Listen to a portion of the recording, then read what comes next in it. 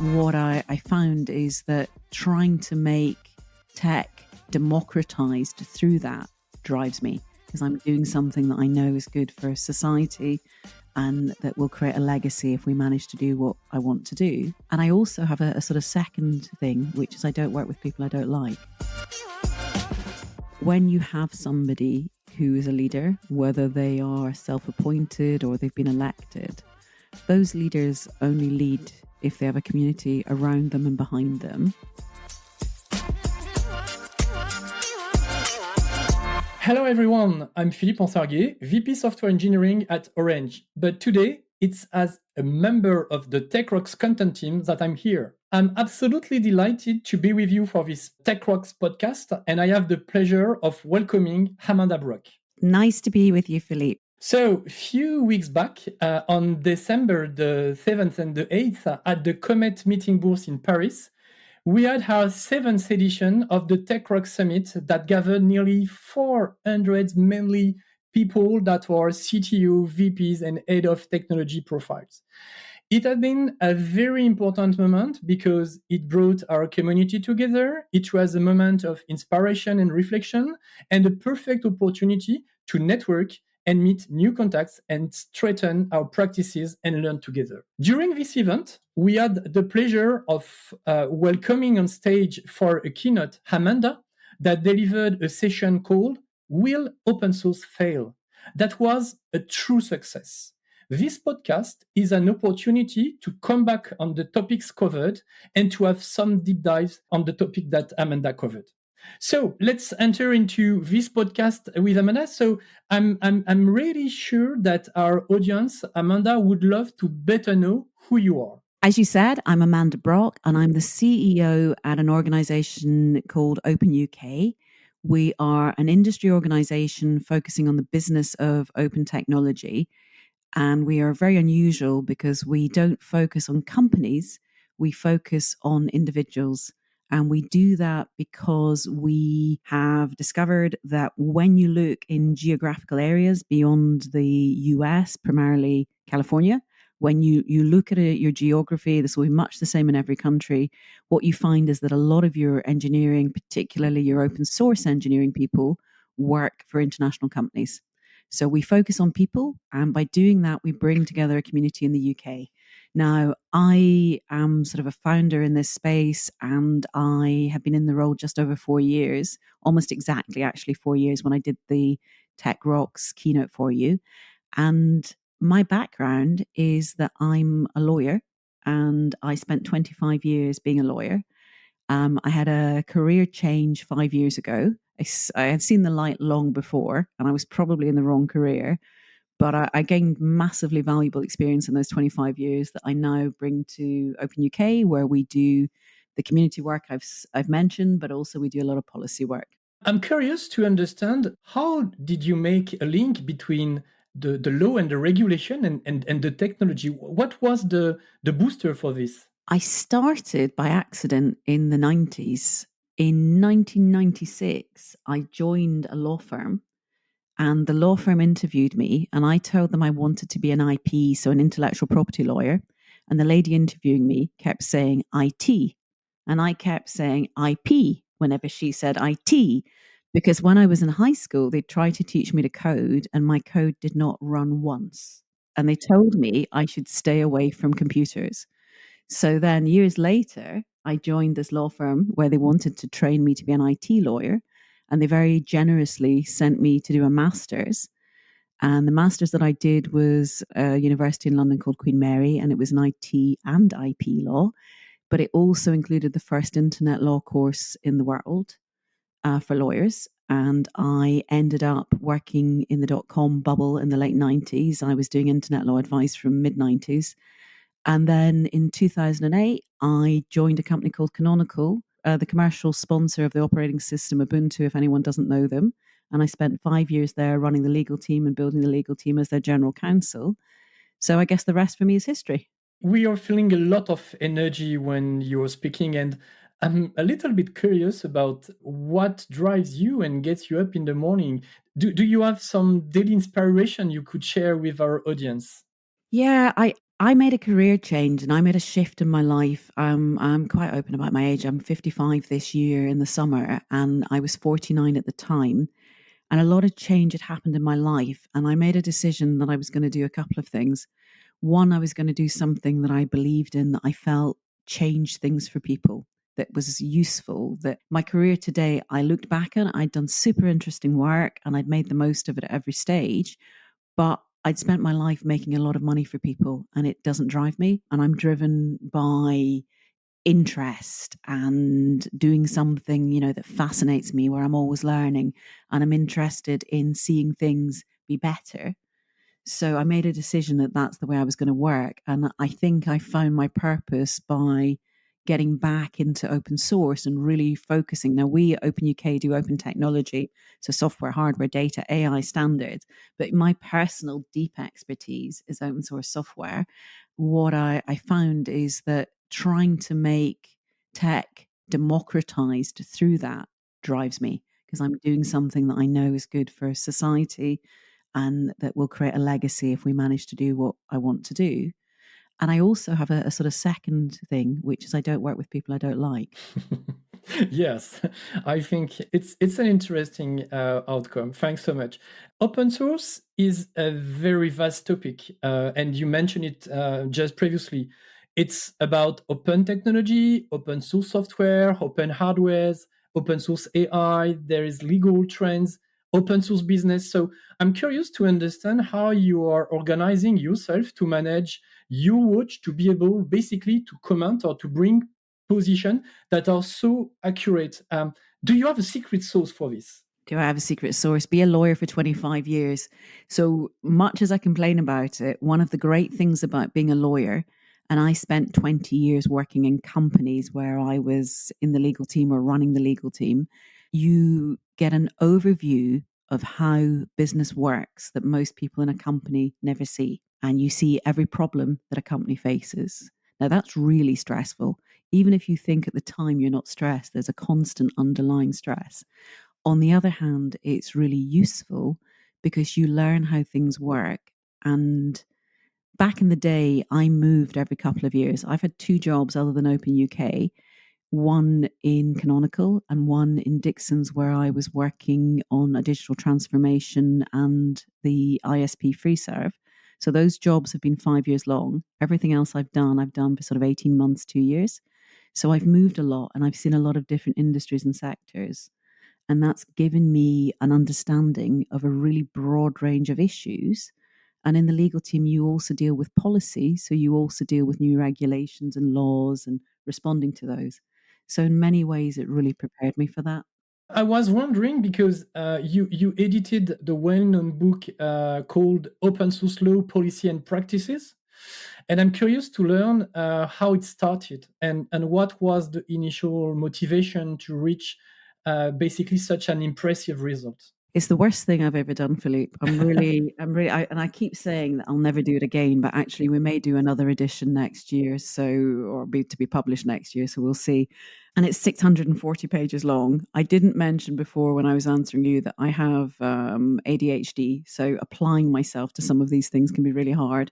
Editing a 640-page book is part of that. When I said to you that I did the first internet law course in the country, the professor who taught me is called Ian Walden.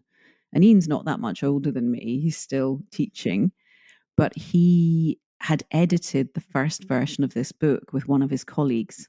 And I was very late in submitting my chapter because I have ADHD, in the same way as I was probably the last person to give you my slides for the conference, and everyone is always chasing me. I do it, but it's just in time, and it's the way my brain works. So I think he played a trick on me. And when it came to a second edition of the book, it had been something like 5 years, and I was chasing him to create a second edition. And he looked at me and said, "I don't have time. You do it." And I think he got his revenge because I then had to deal with 26 authors, feel the pain he'd felt, and edit their work. Okay, fine. Just before I would say entering into the topics that you covered during your keynote, Perhaps a last question in this set the stage with Amanda. I would be curious to understand if the initial definition we may have around open source, when we are today in 2024, do we need to stick to the definition that have been previously done? And because the hardware, the software, the AI are very different material, if I would say. So I would be very interesting to understand what is your position and to what we need to stick about definition in the open source ecosystem. This is a really topical question, and it's become really topical within open source because we have our internal frictions around people moving away from traditional open source licenses. But last year, 2023, is definitely the year of AI. And what we saw was Llama's launch, which is not open source in a traditional definition, but is open, in which OpenUK supported because we cover the range of opens. That's brought this question to the top of the agenda.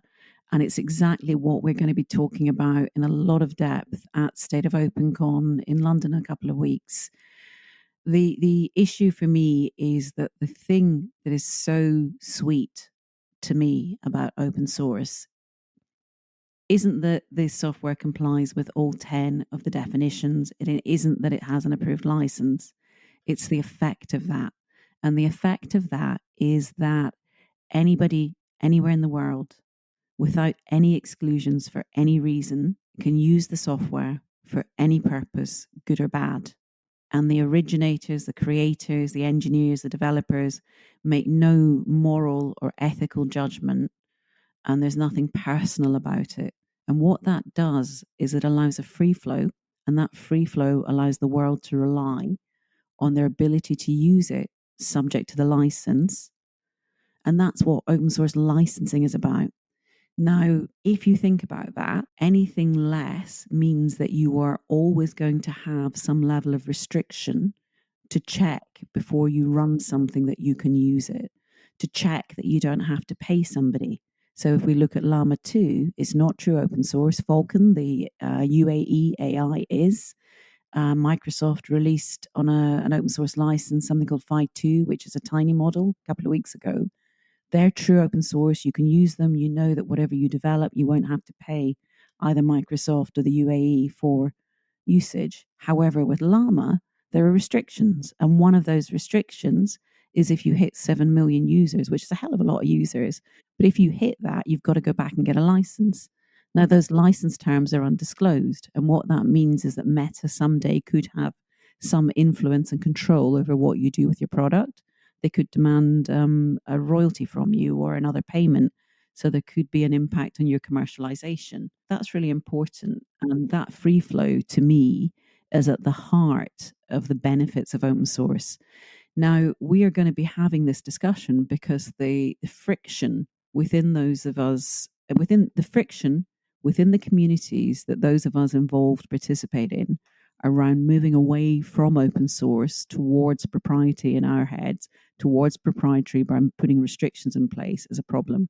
Something I will say that's really important is this does not mean that open source software doesn't comply with legislation and regulation and laws. Like anything else, it's subject to those. So the freedom and the free flow I'm talking about is from the grantor, the developer giving you the gift of this software, or the engineering community giving you this. What it's not is a path to avoid laws. And I think regulators sometimes misunderstand and think that by being open source, we're anti-establishment, we're anti-regulation, and that's not the case. If there are going to be laws, if there are going to be restrictions, those we believe shouldn't come from us. They come from government and regulators. But then when we look at these restrictions that individuals are putting on their code, you can understand why that causes friction. And we would call it public source or distributed source. There's a bunch of different names. And I don't think people are so much angry that that exists. Although if you've been in a community where you've contributed your time free to build something that somebody else is now restricting for a commercial purpose, you can see why that would annoy you. You would feel that your community contract had been broken. But I don't think the anger that we've seen has been so much around that when it comes to commercialization. I don't think the anger has been so much around that as it's been around the fact that we have companies who are open washing. We have companies who call something open source that isn't open source and causes confusion. And when we talk about open source, we mean open source software, which is why OpenUK uses this term open tech. And we have room in that open tech definition for distributed source or public source. And it's quite complex, it's quite complicated. So you can understand when it comes to AI, why regulators are struggling, when it comes to security, why regulators and policymakers are struggling, and also why, if we're fighting amongst ourselves within our community about what things mean, because they're not defined legally in a regulation or anything that we have to abide by, you can see why there's a lot of friction and confusion. So, what we're trying to do within Open UK is convene the right leaders and to start to have that conversation very publicly. And I think that's super important. Thanks so much for all these precisions. So now we can perhaps switch to the TechRocks summit and your keynote and your content. So just before deep diving in, it's perhaps interesting to remember that in 2022, the theme was about scaling, and last year, so in 2023, it was about efficiency. And I'm really interested to understand basically how the efficiency theme basically resonates for you, and what does it represent? Well, I think efficiency, when I was talking about open source and when I'm thinking about technology generally, to create efficiency, we don't want to start with a blank piece of paper or a blank screen every time. What we want to do is to recycle and reuse our code and to build on that, to be able to stand on the shoulders of the giants that have created that code for us. So I think that one of the key reasons people use open source is that efficiency. We also see when it comes to any vulnerabilities or other problems that you have a collective response. So again, the resource that manages the ongoing utilization, the responses to issues, that's a collective, which is also efficient and minimizes resource and ensures a quality response. It's interesting because in how basically efficiency resonates for you, you answer as well about the question of, is open source technology making the world more efficient? And I think that the answer is very, very clear. The next question I would love to answer to you is, and basically you scratched the surface previously, but it's interesting to deep dive in. It's, nearly 1 year back, we have this kind of tidal, this tsunami with generative AI that already changed the way we are working. But there is still a lot of pending question, and in particular, this topic that you scratch of the open versus the closed model. I would love to perhaps to hear here your thought and your consideration, and perhaps the point that our audience may have in mind when it's about generative AI and open source. Yeah. So I'm assuming, Philippe, your audience is mainly in Europe. Is that right? Mainly, yes, you're right. Yeah. Okay. So you're in a very similar situation in the EU as we are in the UK. So, we can talk about Europe collectively in this situation. The UK is supposed to be number 3 in the world in AI, depending on how it's defined, something to do with businesses based on AI. And that number 3 must be a massive drop behind number 2. And number 1 and 2 are the US and China. Now, when we look across Europe, if we want to have an AI future, we need it to be opened up. We can't afford to go and build competing technology. Our companies can't afford to go and develop LLMs generally unless they're doing it collaboratively and through an open environment. If you were to go back, I don't know, 30 years ago, when do we really think the tech sector began? The 80s, 90s, 80s maybe? So when we look at the start of that, say 40, even 50 years ago, if you were sitting and strategizing, how do I want the future of my world to look?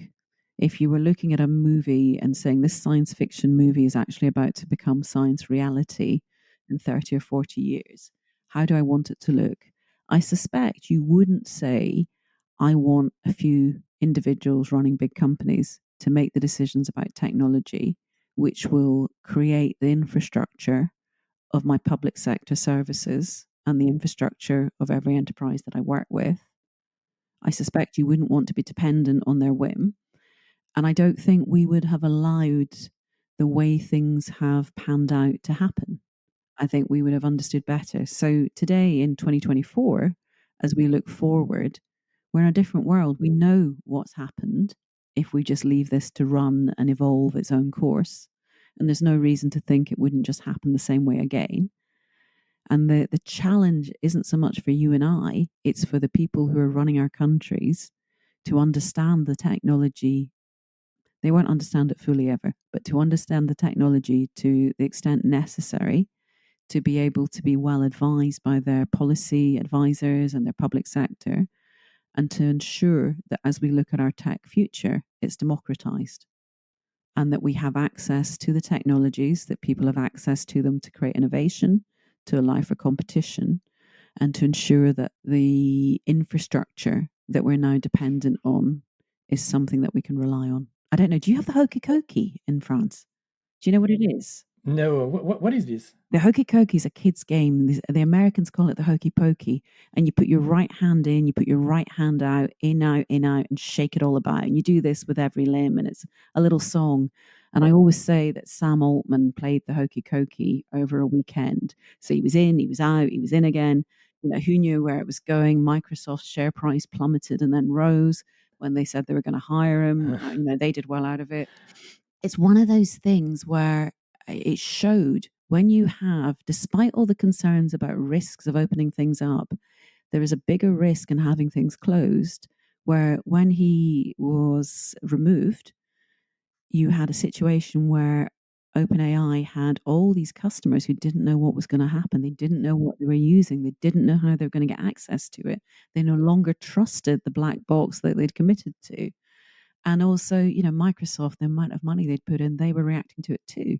So it's a really interesting example, Sam Altman's hokey cokey, of where it can go wrong and why, when we're talking about risk, we have to understand that risks work in the open, risks work in a closed way, but actually they're probably not anymore if we open things up.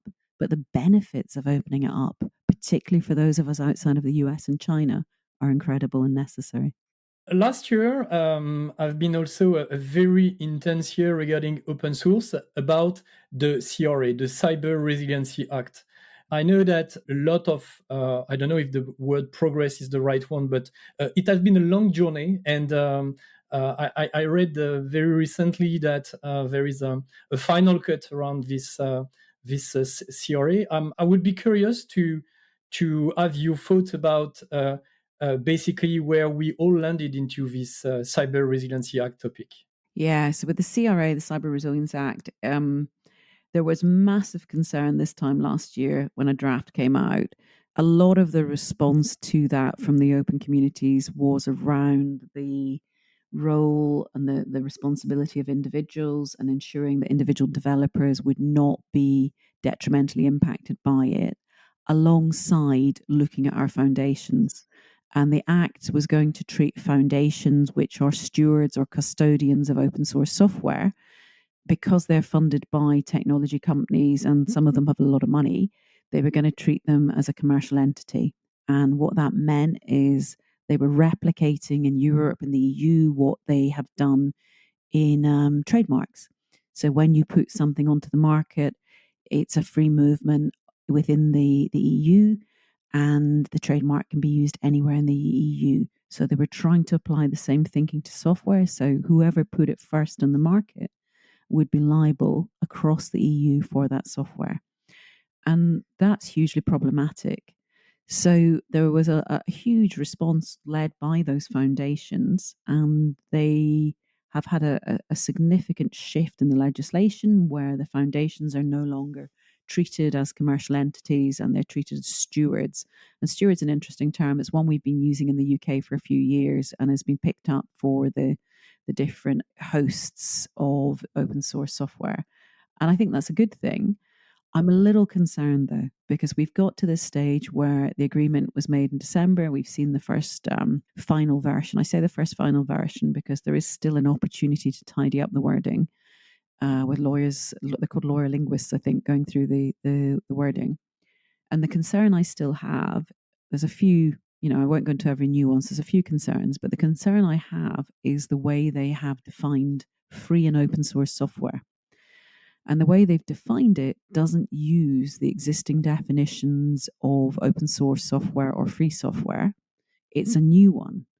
And I think that's problematic in that we don't need a new one. It's just going to cause a lot of confusion. We need regulators, policymakers to be consistent, to stick to what we've got, to what they've used historically, and to be really clear, because there are so many challenges. And the reason I'm so concerned about this isn't that open source will be undermined, although that's part of it.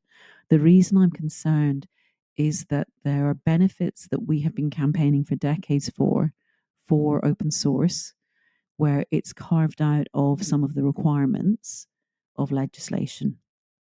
So you get a pass if you're doing open source and you're doing it as a developer and you're not commercializing it. So if that applies more broadly, or if we say that in AI, if it's open source, you don't have to comply with X, Y, or Z, if we don't know what open source means or we're inconsistent about it, we're in trouble and people will take advantage of that. I would love to have also your thoughts about the TechRocks Summit event.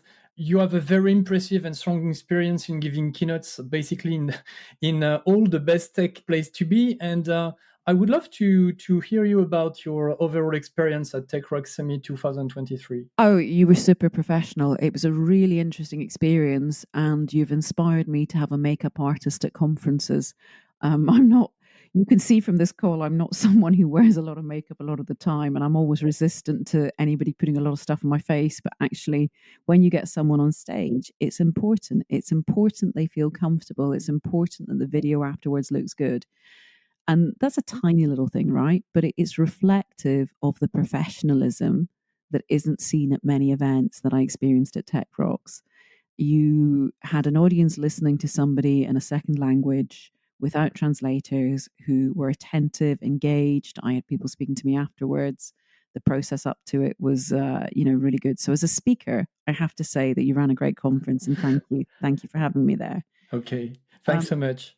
There is perhaps a question I would love to ask you, even if you comment on previously at the introduction. I was already a big fan of what you're doing, and I'm following you since a lot of time.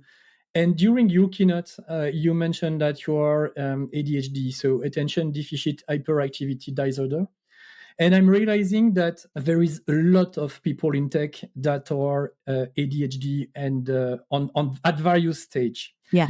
But I would be very curious if you can share some tips to our audience about, I would say, ADHD, and perhaps having tips on how you are working, what you are fixing in your daily job, because I'm sure that a lot of people could learn from this. I can only speak for myself, and I'm going to be very honest about this here, right? So other people, please don't be offended if you think you're ADD or ADHD and I say something about it that you don't like. I have found being diagnosed super helpful. So I'm also autistic, and I had an ASD and autism diagnosis during lockdown. And then I think 2 years ago, I had the ADHD one done. And I did the autism one because I wasn't particularly convinced I had autism, but I was doing a project for OpenUK and it seemed logical to be tested. And then I was quite surprised when I was actually diagnosed, but actually I'm very autistic. Well, during that process, medical professionals kept saying to me that, we're doing this diagnosis with you, we've got to do X, Y, Z, but you really need to be diagnosed for ADHD. And I was sort of slightly offended by this. I had looked at it, and my thought on it was, well, what are you going to do to me? You're going to medicate me. I don't want to be some zombie in some medicated zombie who isn't themselves, who loses their personality. How dare you? It was that kind of response to it. And I don't know how much of that comes from shame and how much of it comes from the fact I didn't want people telling me I needed to change or that they wanted to change me. And actually, I did it because one of my friends from university, who is a top psychologist, had told me that she had taken the medication and it had changed her life. So I started taking something called Elvance, not Ritalin, but Elvance, a couple of years. I don't know if you're allowed to advertise on your show. I started to take what is effectively an amphetamine about 2 years ago.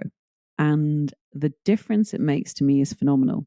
So they don't really know what causes ADHD. What you are generally told is that your brain is searching for a dopamine hit. So it is jumping from thing to thing to thing.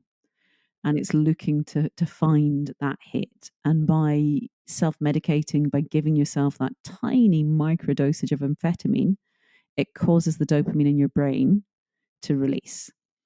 And that means that you can be focused. Now, it takes a bit of time to work it out. I take the absolute minimum adult dosage, and sometimes I take a child's dose. For some reason in my body, medication processes fast. If I take more than that, I will work for a minimum of 20 hours. So obviously, I don't want to be doing that. It would kill me. And I don't take it at weekends, but I have found the two things have come out of being diagnosed. The first is that the medication has really allowed me to focus, which doesn't just make my life easier, it makes everybody around me have an easier life. And then the second thing is that I have researched it more and I've been able to say, so that's why I do this, or this annoys other people because I do that and I have no idea about it. Or if I can see people lost because I'm jumping in a conversation, I can say to them, some of my colleagues record me so they can follow. If you want to do that, I won't be offended. Those kind of things. So it's enabled me to be more comfortable and understand myself better. It makes my life easier because I'm able to focus and get stuff done. When you look at my screen, I will still have more windows open than you've ever seen. But honestly, and I've learned how to put things in folders and whatever. But I see a lot of people around me who clearly have it, and it's very difficult to get the diagnosis. In the end, I had to pay for it, and that was quite hard for me because it is quite expensive, but it was worth it. It was an investment in my future. I think it really helps. I also suspect that there is a kind of person who is successful in tech who is more prone to having this. And whether it's ADHD with the hyperactive bit that I have, or whether it's ADD, which is just the attention deficiency, I think it comes from having spent a lot of our lives on the screens. Therefore, people, we're not digital natives at my age group, but I've spent the last 30 years, 25, 30 years on a screen and multiple screens, and I'm fast and I jump between things, and that enables my success. I touch type, that kind of stuff that's made me really fast. So I think that there is a tendency for those of us who have become successful within the tech sector and who are obvious to the rest of the world and obvious to our own communities to be those kind of people. And when you look at the public profiles, you're seeing people who will also do talks, who will also do podcasts, who will also write. And I think they're even more likely to be people who do multiple things and who can't focus on one thing and need the relief and the release almost. And just before I stop talking about ADHD, because I'm sure I'm talking for too long, there's another school of thought around ADHD, which is about emotional well-being. And it's around the fact that we jump not because our brain is looking for dopamine, but because we're looking to please people. And we're trying to, if I do this, will you be happy? If I do that, will you be happy? Or maybe I should do this. And we're trying to grab everything to people please, to give people what we think they want. And that probably comes from our very early childhood patterns. And I think whichever of those it is, you get to the same outcome. That if you can get yourself into a position where you understand it, you can think about whether there are those emotional things that you want to deal with, and that helps you in your personal evolution. Thanks so much, Amanda. I think that it was a very, very interesting testimonial, very insightful, and thanks for sharing this. What are the main topics that you put on the top of your agenda for this year? Where will you spend your time and energy this year? It's really interesting. I mentioned earlier that I'm aging rapidly. It feels like you age faster when you get to this age than earlier. And I have become conscious in the last few months that I may only work for another 10 years. And if that's the case, I only want to be focused on and doing the things that matter. So I'm really thinking more in life about everything that I do. having impact and being the right thing to do, or with the facts I have, the right thing to do. And my focus this year is very much on the fact that we're going to have an election here. I think you're also going to have them in the EU and in the US. So it's going to be a year of transition and change. We have to bring into that what's happening with our digital environments and digital futures. We have to think about what's happening with, in my case, open source within that. And then we have to think about AI and how we shift from AI panic last year to being in this year of pragmatism towards AI and making sensible decisions and accepting it as part of our lives the way we did the web. So those are my focuses. I'm also trying to focus on, you're talking about keynotes earlier. I only did my first keynote in September 2019. It's worked very well for me, and I'm very lucky that people will fly me all over the world to talk now. But I think that we all have to look at how much we travel, where we travel from a sustainability perspective, and then we have to think about where the value really is added. So I'm also trying to be careful about where I do that and how I do that.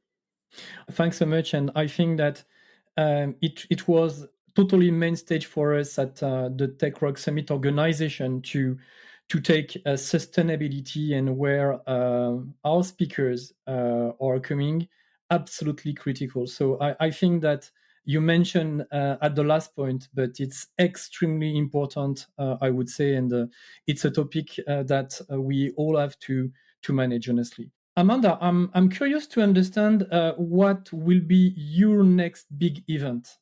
So for OpenUK, our next big event will be State of OpenCon 24, our second annual conference, which is taking place in London on the 6th and 7th of February.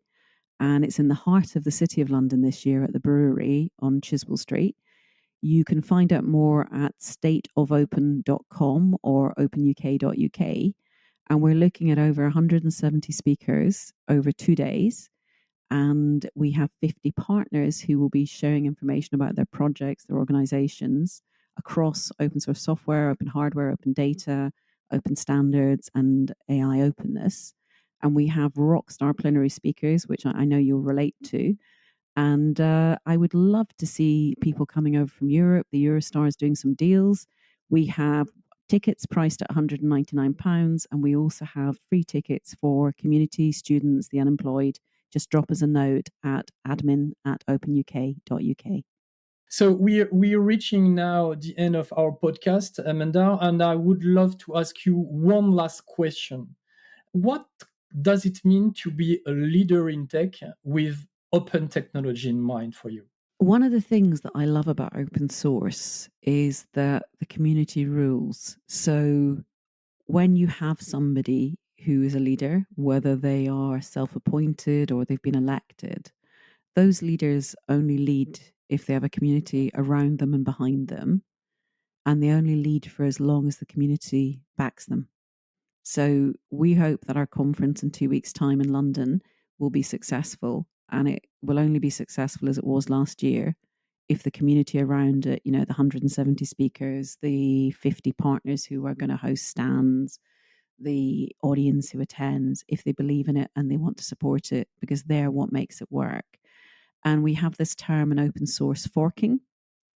And if a community doesn't believe in you, they fork. And I think that that for me means that it's a privilege to be allowed to continue to lead within what I do in open source. Thanks so much. Amanda, the time spent in your company has gone very quickly. It was captivating, exciting at the same time. So thank you very much. You're too kind, Philippe. Thank you very much for having me.